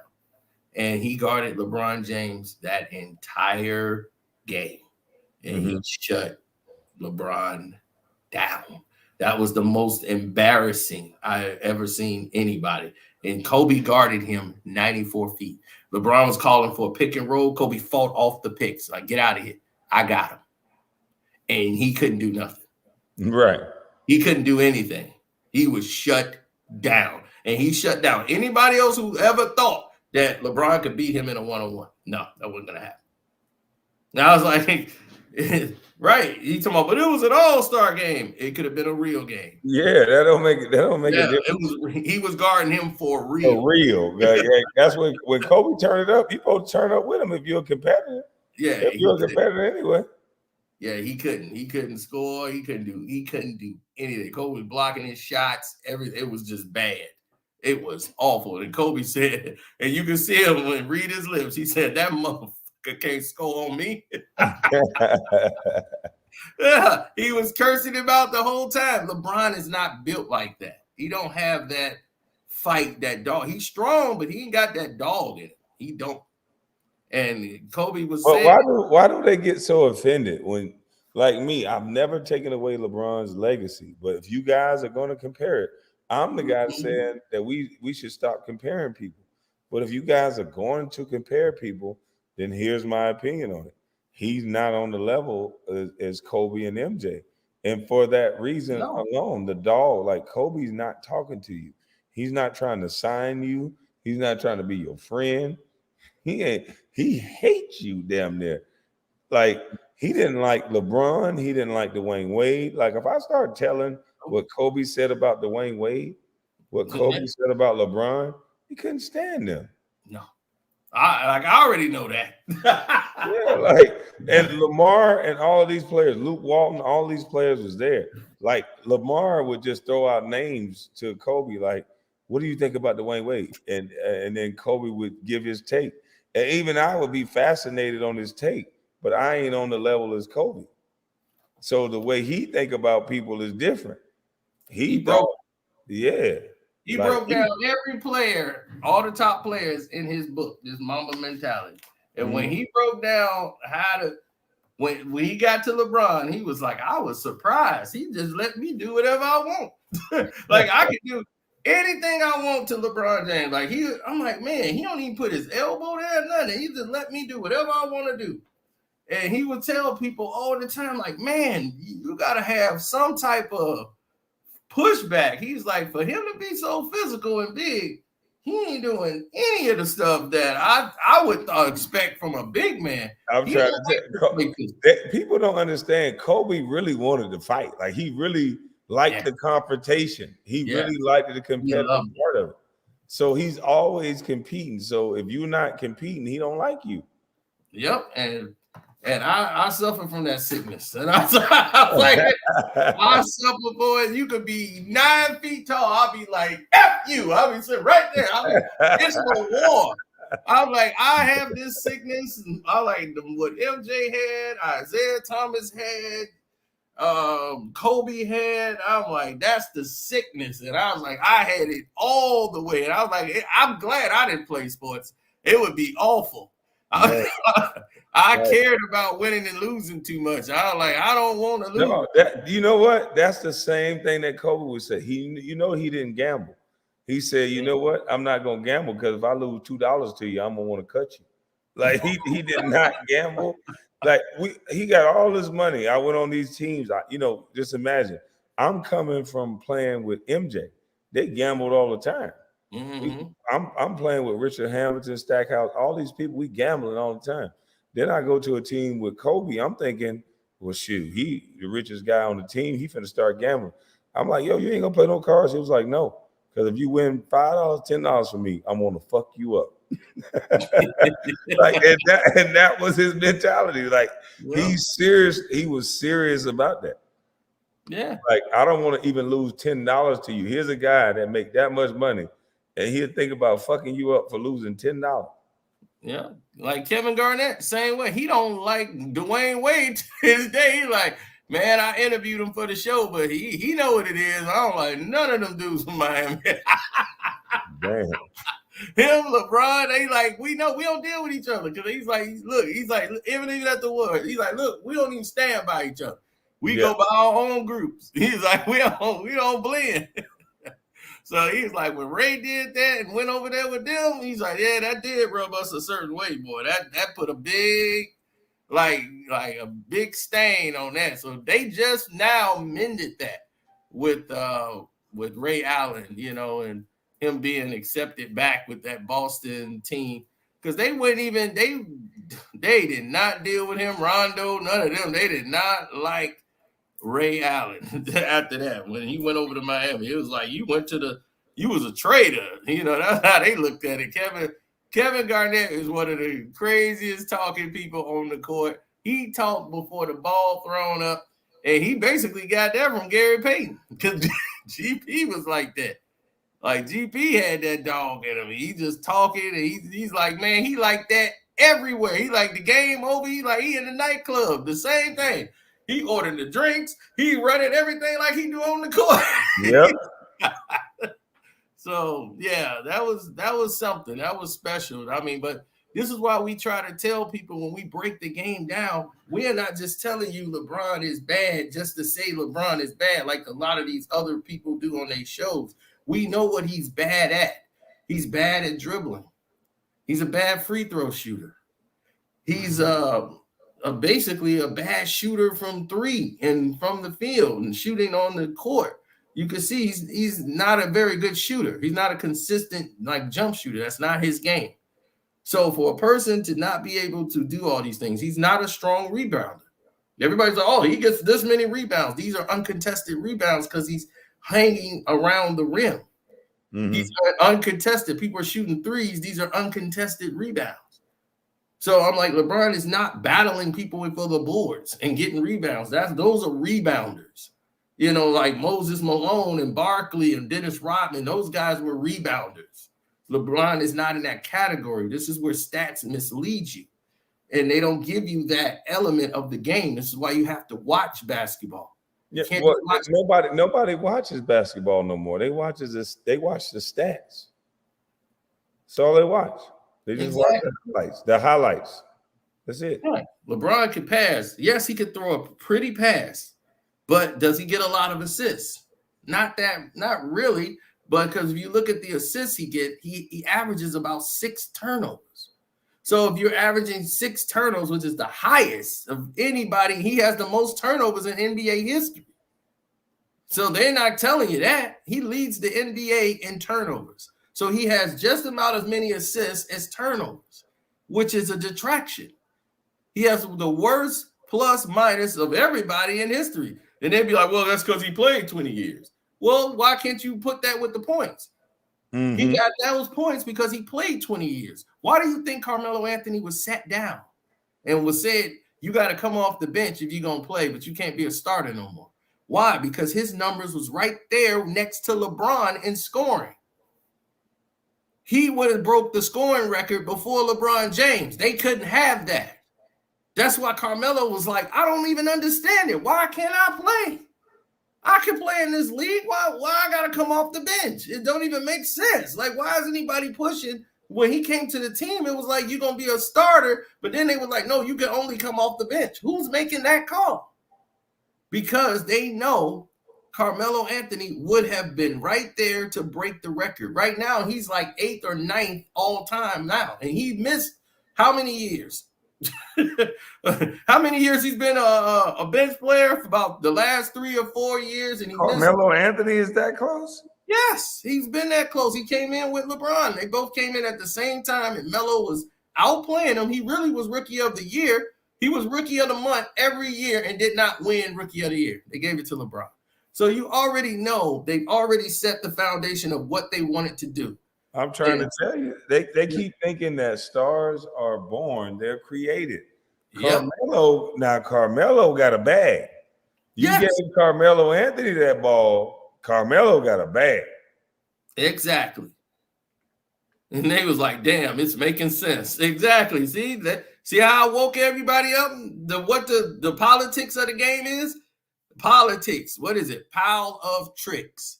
That's what they're doing. LeBron and Carmelo Anthony would have been neck and neck going for the scoring title.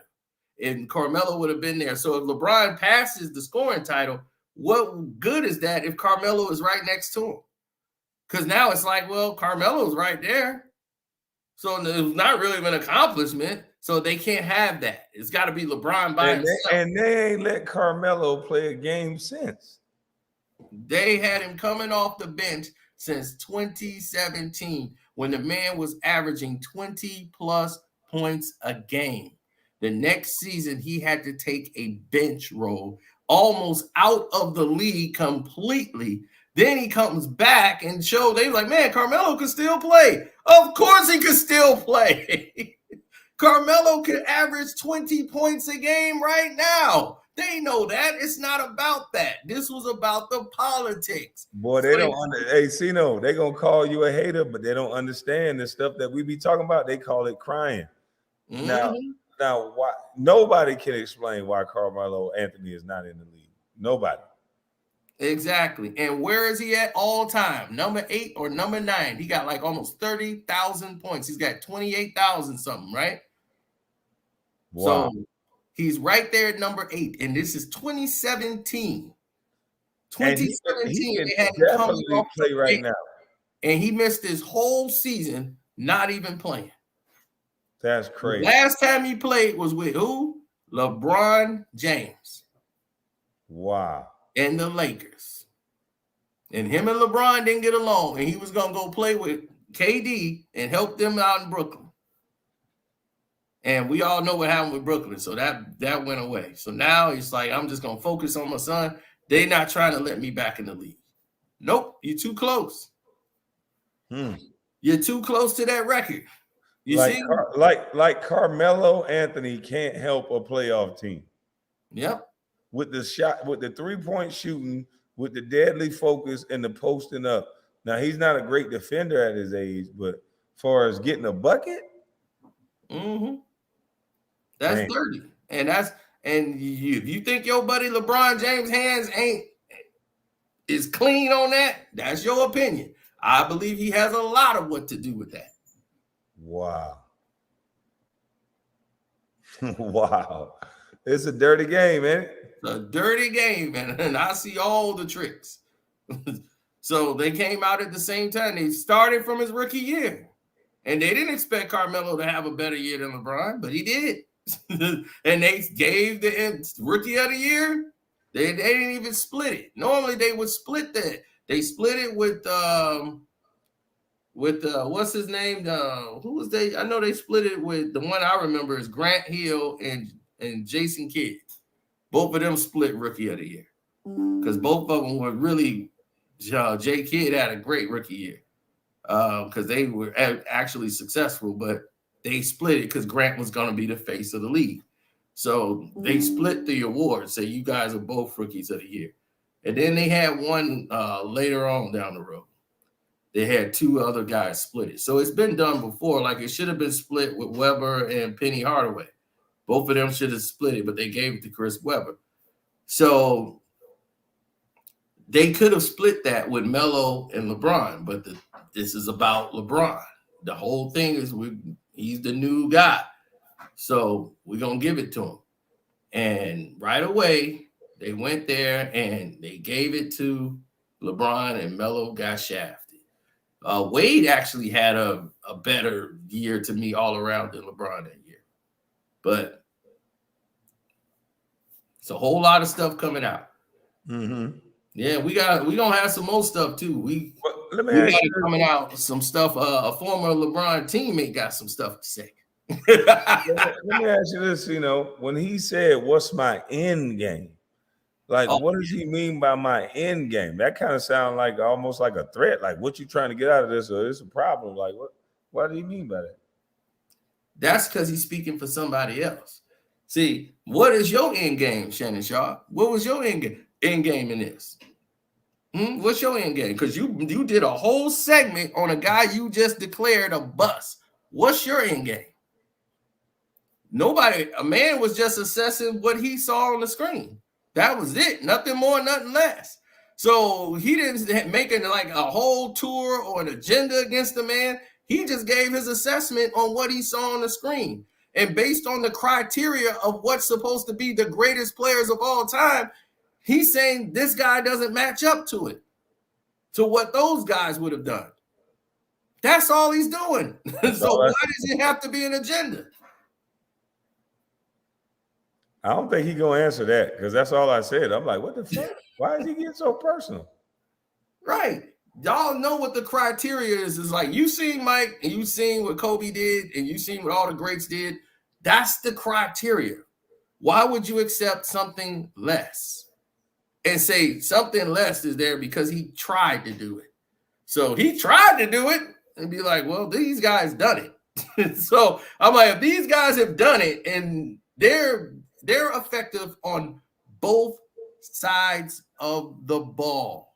You cannot be considered a greatest player of all time and you're not effective on both sides of the ball. LeBron is not a top tier defender. He never was. And that's the misconceptions people have when they play basketball. That's why no one feared LeBron guarding them. When he guarded Kobe Bryant, Kobe had no problem scoring on LeBron James because he said, I could do whatever I want to do with him. He don't even try to fight me back, really. So he could score on him. And you see the stats. When Kobe's guarding LeBron, he shoots 27% against Kobe. Kobe shoots almost 60% of his shots. When LeBron James is guarding him, he hits almost 60% from the field.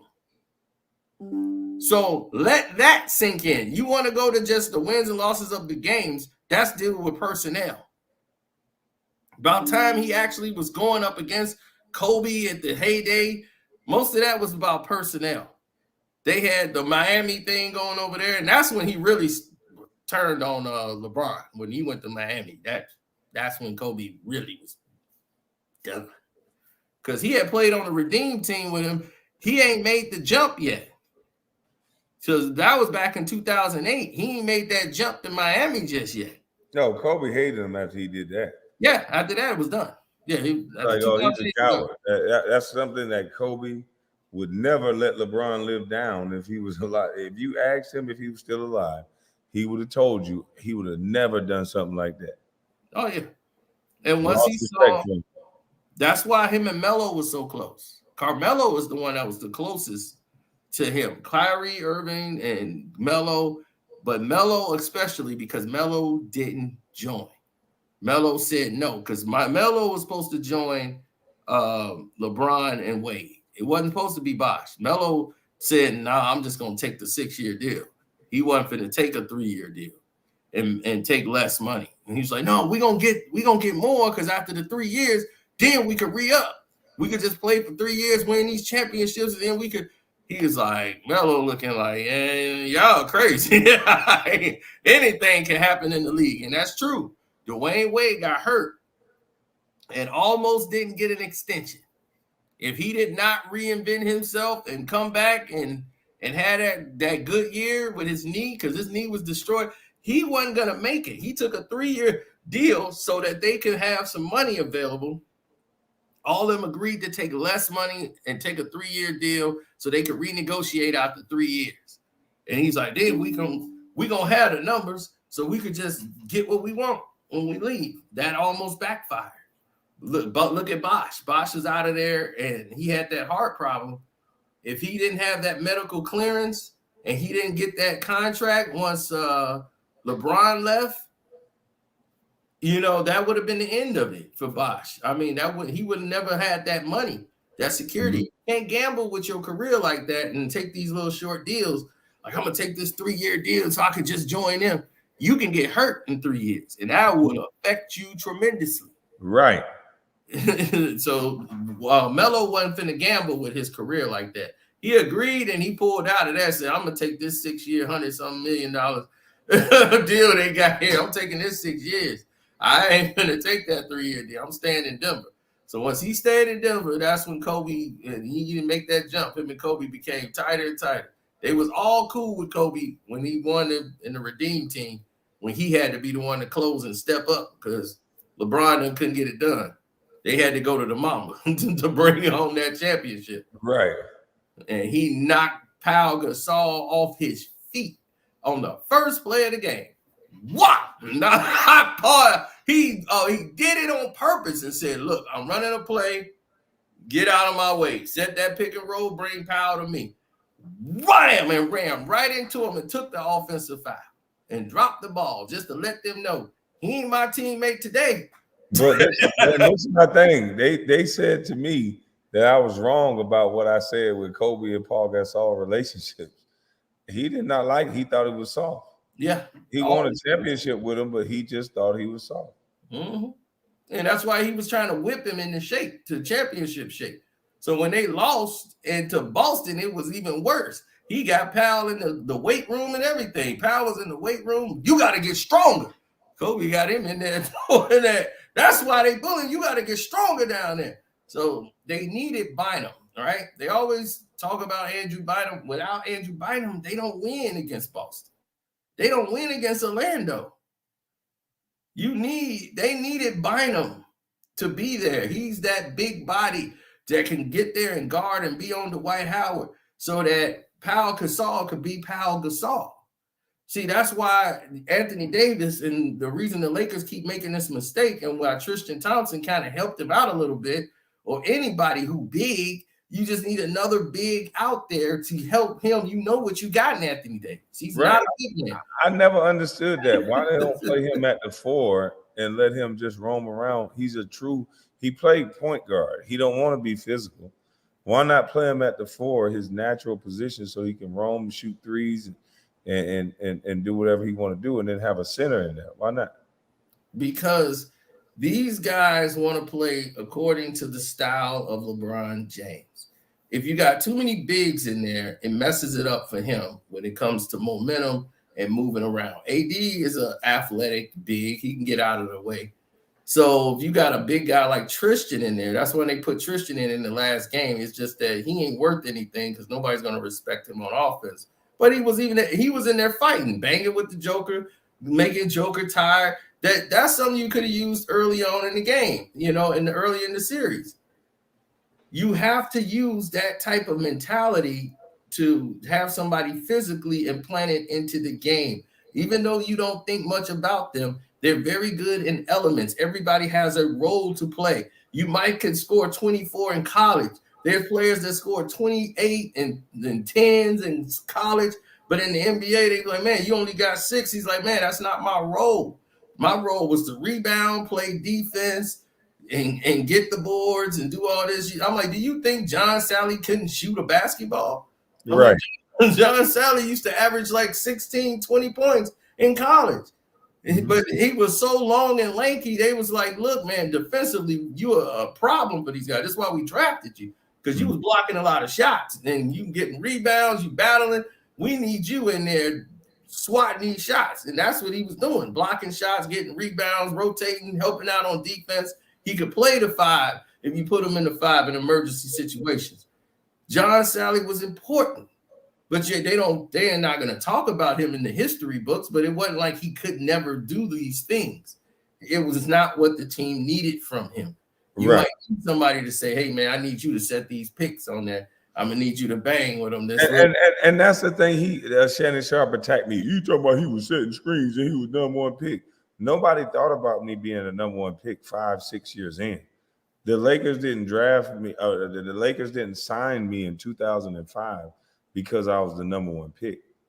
They signed me at a lower rate because I got in trouble, but they still saw the potential. And the first day I got there, Phil Jackson told me what he needed from me. And he didn't tell me he needed me to score a bunch of points.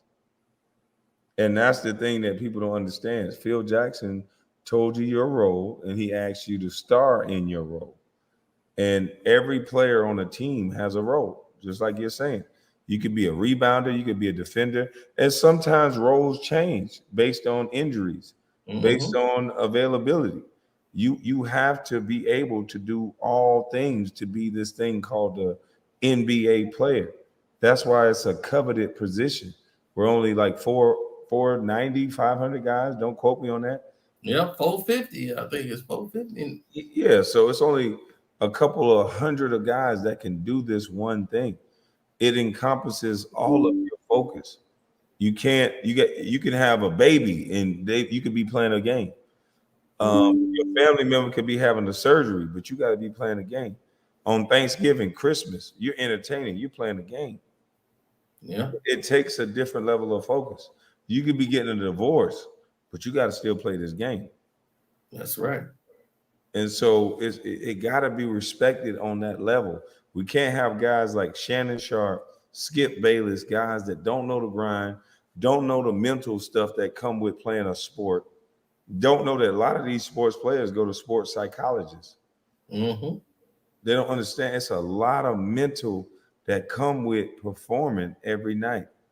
And to have the media, guys that can't do what other people are doing, they're just talk in a way that's so disrespectful to me. It takes away from the game. And I think that's why the game is going international. International fans don't take away from their game. Yeah, Yeah, it's yeah, already there. but And yeah, that's what the thing is. I tried to tell him. I said, look at all the MVPs of the league yeah, for the last 5 years. They're all international players. right. I was like, Giannis is not from here. Joel Embiid is not from here. Joker's not from here. Luka Doncic is not from here. And all of those names were up for MVP this year. Yep, And I'm like, all of them have won the last MVPs for the last 4 or 5 years. He was like, man, you're right. They have right now a record of over 105 European players, with more coming in this draft. They finna have the European player. He's finna be the number one pick in the draft, that Wembanyama, going to yep, the Spurs. So I'm like, it's more and more international now. And now they already finna do this NBA Paris London thing where they finna start doing these tournaments. yep. And that's why what John Morant did was so bad is because it further drives home the point. We can get these players that have a whole country behind them. Look at what Lynn Sanity brought to the league. This is a guy that had a couple of month reign over the league, but everybody tuned in. All the Asian community tuned in. They don't want to see drama. They don't want to see fights. Most of us go against each other anyway.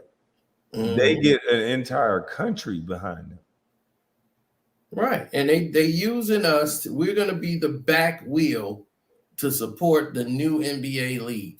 That we might get a slam dunk here and get on a highlight, clicks on Twitter, because they know that we just gonna watch highlights on YouTube and highlights on IG or whatever media thing outlet that's out there. The majority of us, a lot of us, are not gonna watch the game. Most of the older guys, we watch the game and understand what's going on.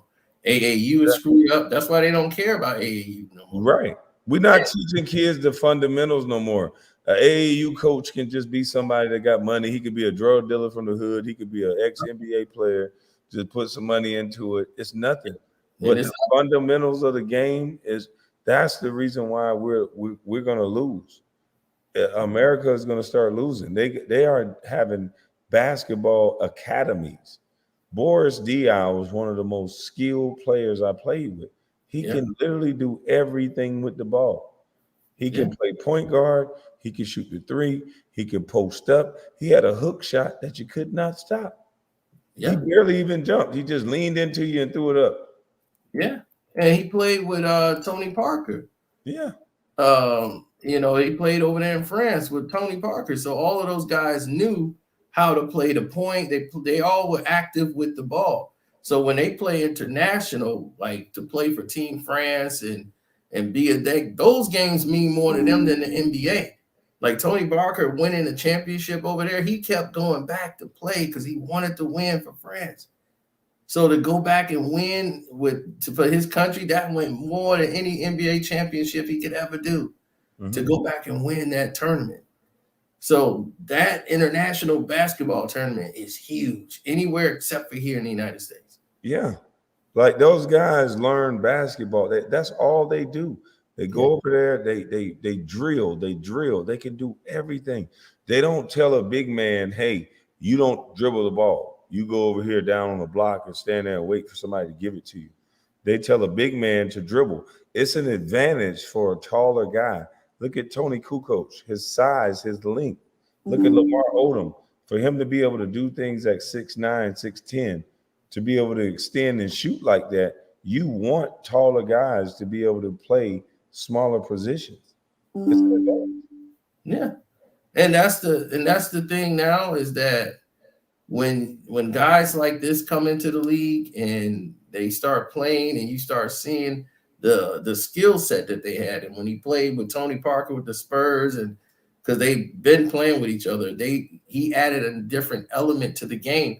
People Mhm, didn't know how to scout him. They say, oh well, he's a power forward, so they would scout him as that and put a big guy on him, and he could get by him and score on him, and he moves like in slow motion, but he could score. He could do everything, pass the ball, mhm, zip. I'm like, man, this guy he's something else. mhm. And then he was playing with Raja Bell, and I think y'all had what's that, Sean Singleton and Jay Richardson on the. That's when he was on the Bobcats. Mhm. that time. Yeah, and he was playing with those guys, and he was kidding them, and he was working with Jared Dudley. And I hate to say it, but he was making Jared Dudley look bad. He was making Jared Dudley look real bad. So yeah, and they'll never talk about that. But yeah, he's making Jared Dudley look bad. And this is when at the end of Tony Parker's career, he was going to go back to the Spurs to finish his year out, and he went with Michael Jordan because Michael Jordan told him like, "Hey, I want you with me. I want you to come over and get these guys." So that's how I ended up playing those 2 years, trying to get those guys and be the leader of the team and say, "Hey, you can come over. You the instant leader. You come right on over to here and to Charlotte, and you get us in shape." So he let him come over there and said MJ knew it was worth it to have Tony Parker on that team. So Tony Parker played with Charlotte? Yeah, he came over with Michael Jordan. His last years, he finished his career with Michael Jordan. And the Spurs didn't pay him. He felt it was disrespectful what they offered him to come back. Mm-hmm. And he was, after all he's done for the Spurs, and Michael Jordan, who he met before, like when he was a kid, his dad brought him to the United States and see the Bulls game, and he met Michael Jordan as a kid. Why are people saying R.I.P. Popovich? Popovich died? No, I think he's saying Petrovic. Petrovic. Okay. Yeah. So, yeah, man, when he came back towards the end of his career, he's like, man, that's full circle. Because Michael Jordan gave him a call and said, "Hey, I'm gonna pay you this much. I need you to come on the team, man. I want you on the team. You're gonna start. You're gonna be the guy." Tony Parker. So Tony Parker came in as the leader. Yeah, he played his last 2 years. He came in with the last 2 years playing with the Charlotte, and did well too. He did well. Okay. Well, man, I'm about to end this thing. I'm tired of talking about Shannon, but I definitely appreciate you coming up, man. I definitely wanted to get you up here because I know you were well versed on the topic, and I know that a lot of people like to take away from me as an NBA player. I don't say that people who don't play basketball shouldn't be able to speak about it. I say you should be able to speak about it in a way where you're a little more respectful. But what Shannon Sharpe said is that if you're not at an elite level, even at the highest level, then you shouldn't be able to speak about it. And I think that's just crazy coming from a guy who didn't even play the game. Right. And I'm going to say this right here. For all y'all detractors who trying to say that I told Shannon Sharpe, I told Kwame Brown to go after LeBron James, and he's doing it because I told him to do it. And yeah, you messing it up for Kwame. See, you told him. Kwame is a grown ass man. Nobody told Kwame Brown to do anything. Kwame Brown do what Kwame Brown want to do. And if you don't know that by now in 2 years, I don't know where the hell you've been. We ain't had no conversations about that whatsoever. He made his own. I saw it like how y'all saw it on YouTube. Yeah, like I don't get it. Like a lot of people have shared the same thing I said. A lot of people have shared the same thoughts you said. So it's like this is not foreign. I haven't gone as hard as everybody else. I'm not taking away from LeBron's greatness. I think he's a great player. I just think he didn't get the bag and everything. Like all these points and all this stuff that they highlight, these are transition and more in the flow of the game points. I don't look at him as a guy you give the ball to, and I think that I'm going to entrust that he's going to score. I give the ball to MJ with supreme confidence that I don't know what he's going to do, but he's going to get a bucket. Mm-hmm. And same thing with Kobe, same thing with a lot of other players. But with LeBron, I don't know. I don't think I'm going to get a bucket every time or even a free throw made. If Kobe gets fouled, I got supreme confidence that not only he's going to make 2 free throws. Would I put myself in that position? No, I'm probably going to miss one of them motherfuckers. I'm a 50-something% shooter. But if you're going to put him in that level, Would you like LeBron James at the free throw line with the game on the line? I would not. I wouldn't. But I'm like, if you want to be the great, this is what you're gonna have to do. You're gonna have to hit these shots down the stretch. So I'm gonna need you in here. And like when they show him working on his game, it's always him shooting threes. That's it. Yeah. It's always him shooting threes. You're not working on your game by just shooting 3-pointers. That's not lifting weights and shooting threes. This is what's wrong with your game now. Because as you can see, the game didn't come down to a three. It came down to you being able to hit a Yep. shot. Mid range. Yep. Some in the mid range. If you had a bag, that was your time to use it. So when you're tired, you don't have to drive to the rim every single time. You And got all and this is what they missed, not to cut you off. All great players had a mid range. Karl Malone, that was up there for the scoring title. They all relied on their mid range jump shot. Karl Malone, Tim Duncan, uh, Michael Jordan had a killer post mid range game. yeah. All of these guys, LeBron lacks a mid range game. A lot of these players do. They don't have that pull up jump shot at all in their game.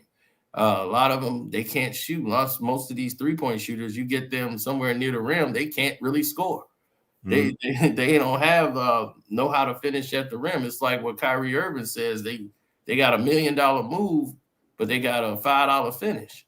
You know, you gotta be able to have touch at the rim. It's only certain people like Steph got some touch at the rim.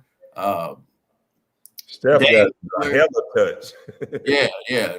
Dame Lillard got it, and Kyrie is the best I've seen at finish. It'd be 4 guys on him. He could still get that ball up on that glass and make it do what it do. And I'll be like, I don't know how he's making this stuff, but he's very good at finishing at the rim as well as shooting the ball mid-range and stop, pull around, turn up jump shots.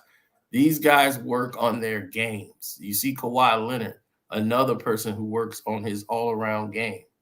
This is why, if it wasn't for the injury, we wouldn't be talking about LeBron. This Right. guy is like the most, bucket pail guy, go to work and do the dirty work every year, even in his rehab process. And he's not on social media. Mm-hmm. He's not on Twitter, don't have a Facebook, nothing. So the person y'all talking to on that is not him. Mm-hmm. He let that be known. He did not on any social media things. He's focused on the game. That's where his thing is in his family. That's all he's concerned about. His family's not on there. They're not connected to this. And that's a discipline all in itself. A man who got a commercial out selling shoes and he don't even talk in the commercial. That's right. So when they say it can't be done and you can't be a star, yeah, you can. Look at Kawhi. His game speaks for him. Yeah. Hey, somebody, you made fun of Skip for not playing, but Karceno didn't play. I made a reference that they act like they're going to invalidate me, but Skip never played a game. He was coach. Exactly. I never tried to invalidate Karceno's thoughts. But I think I know more about the game than they do. Exactly. Even though I didn't play it professionally. Look at this clout chaser. Oh my God. Let me just chime her out just so she can. Oh no, I put the wrong person. Right. And Queen, my bad, Queen. I didn't mean to put you in timeout. Let me put this person in timeout. My bad, Queen. I didn't mean to put you in timeout. What you was just saying about sports media and all that, I'm like, we get the same thing in boxing. This is called the kit. We get a press kit. And the press kit breaks down everything you just said about every fighter who's fighting in the press kit. It tells us everything, where they were born, like how many fights they had, where all their fights were located, all the details we know about each fighter. From head to toe, all broken down and put together for us. This is called a press kit. So if you don't have any of these, I'm in the sports media, so I get a press kit. I don't really need the press kit, but I get it anyway because it gives you some details. So when the press asks their questions, the free throw line, buddy. Yeah, Yeah. like he can't see the So when foul. the press asks their questions, right, you are prepared to answer the questions and ask questions because you already have it in your press kit. So these guys in the media, they get kits. They know about certain players on the team. The press gets it just like the players do. So when the players get these, the media get these. These are press kits. And then your press kit, it tells you everything you need to know about a fighter. I know everything about Canelo, everything about him, his whole life history before he was fighting Floyd. I knew Floyd anyway, but they got Floyd history broke down, where he was born, what hospital, everything, so that you can make your questions more precise. You have all the information you need.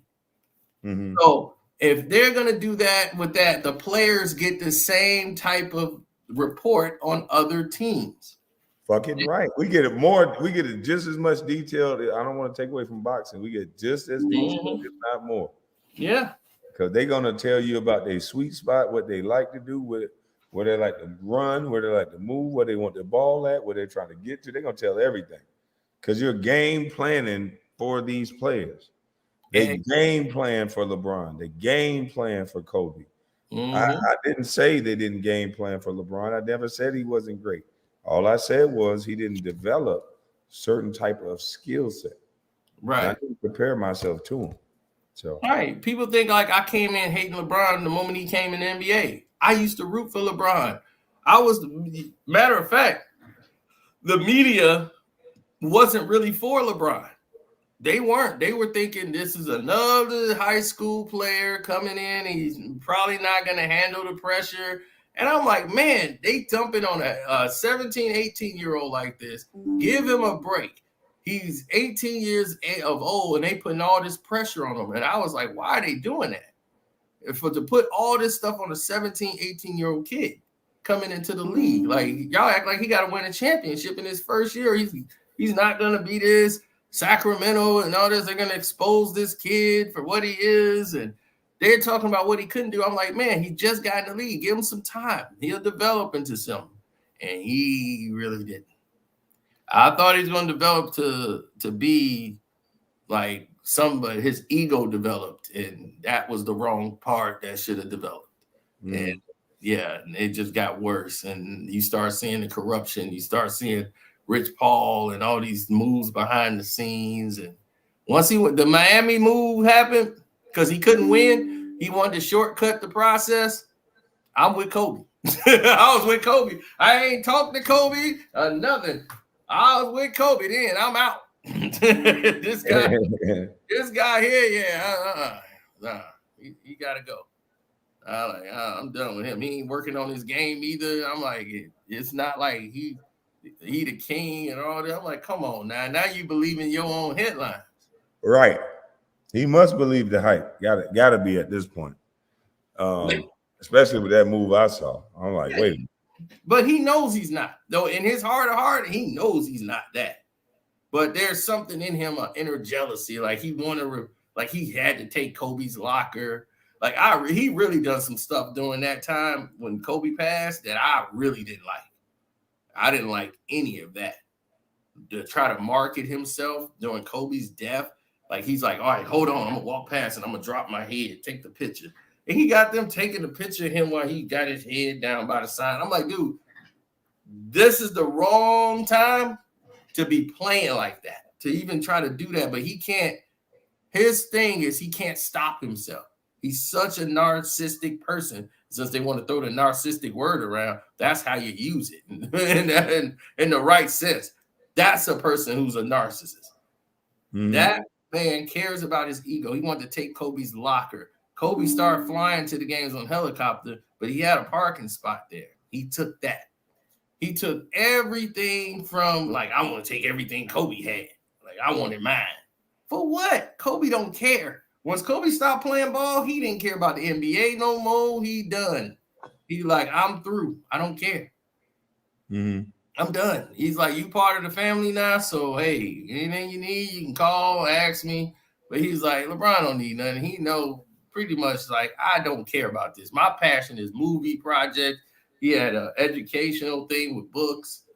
And then his daughter, she was going out there. Gigi, that was his direction. He didn't even want to go to an NBA game. He only would go if he want to go. Right. He was all out of his system. He was like, it's gone. I don't have any passion to want to come back. And they were struggling so bad, they was trying to throw out there the narrative that Kobe might come back to play with LeBron.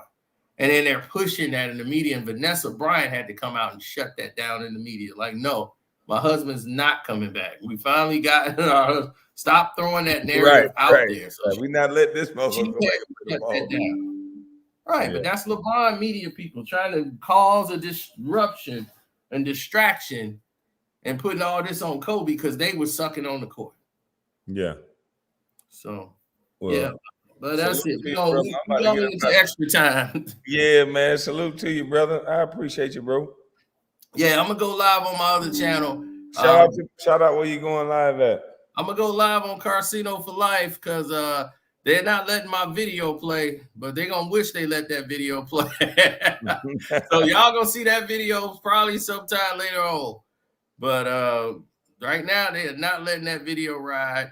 It's not making any sense. And we trying to get it like situated right now, but it's not looking like it's going to fly. So we're going to have to go live on there, and we got a lot of stuff to deal with. So, all right. Well, salute to you, brother. I appreciate you stopping by the show. Y'all go sub up the Karceno for Life.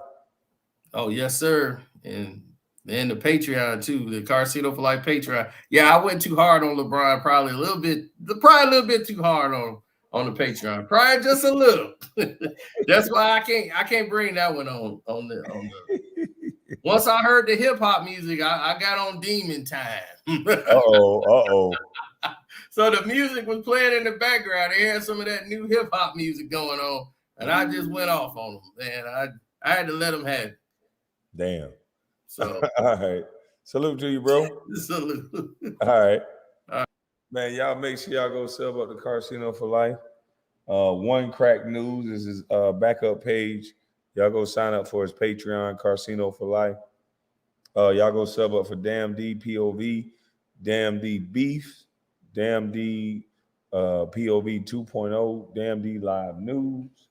Y'all make sure y'all go sign up for It's Just Gems, Gems Eye View, Ticket TV, Pro Basketball Updates. All of my moderators, salute to you. Biz 101, Mom Boss Mayo. Y'all salute to Political Kryptonite. The Angela Stanton and the Ag Show, Miss Spitting Fire. I'm up out of this thing. I'm gone. Thank y'all for coming by the show. Oh, and Kwame Brown, greatest fans. Thank y'all for stopping by. The bus is gone.